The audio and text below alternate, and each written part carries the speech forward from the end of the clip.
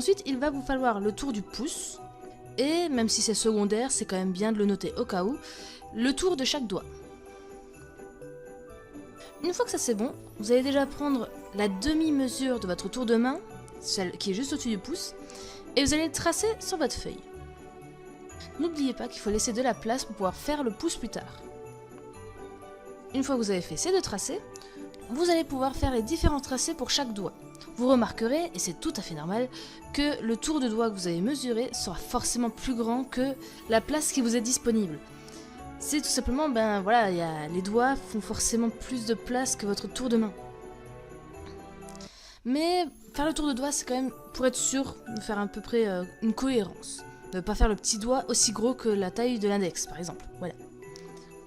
Une fois que vous avez placé vos différents traits, vous allez pouvoir placer votre main dessus et tracer le dessus de chaque doigt et l'intersection des doigts. Une fois que vous avez tracé tout ça, vous remarquerez que c'est pas au bon endroit exactement, ce sera pas sur les traits, vous allez juste les placer correctement. Maintenant que ça c'est fait, vous vous rendez compte qu'on a déjà approximativement nos doigts. Maintenant, de nouveau en plaçant vos mains, et aussi pour la largeur de votre pouce. Si tout ça c'est bon, vous pouvez tracer votre pouce.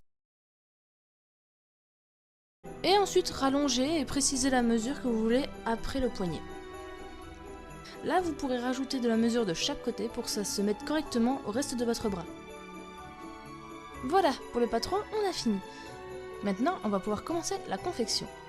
Si vous avez des découpes à faire, je vous conseille de préparer directement sur le patron.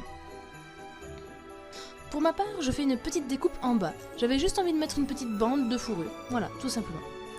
Donc je vais déjà installer ma bande de fourrure. Petite précision à faire, puisque cette couture est horizontale, il faut absolument que cette partie garde de son élasticité. En même temps que la confection, évidemment n'oubliez pas le point d'arrêt début et fin, mais en même temps que la confection, vous allez un petit peu... Maintenant que notre gant est entièrement cousu, vous allez pouvoir couper, cranter si besoin, surtout au niveau du pouce, et couper, on va dire, les tissus qui restent. Vu que vous allez couper le haut de votre gant avec la forme des doigts, il y aura forcément du tissu en trop, et vous allez juste le couper et l'enlever.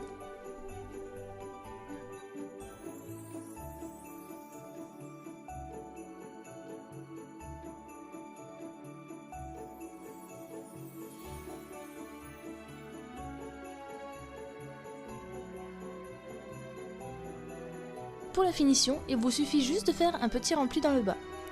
Au début, je comptais faire un gant doublé, vous montrer comment utiliser et préparer la doublure, mais je me suis rendu compte que même comme ça, déjà mon gant était assez chaud, du coup je ne vais pas le faire. Mais si ça vous intéresse, je pourrais également le faire plus tard. Sinon, voilà, mon gant est fini.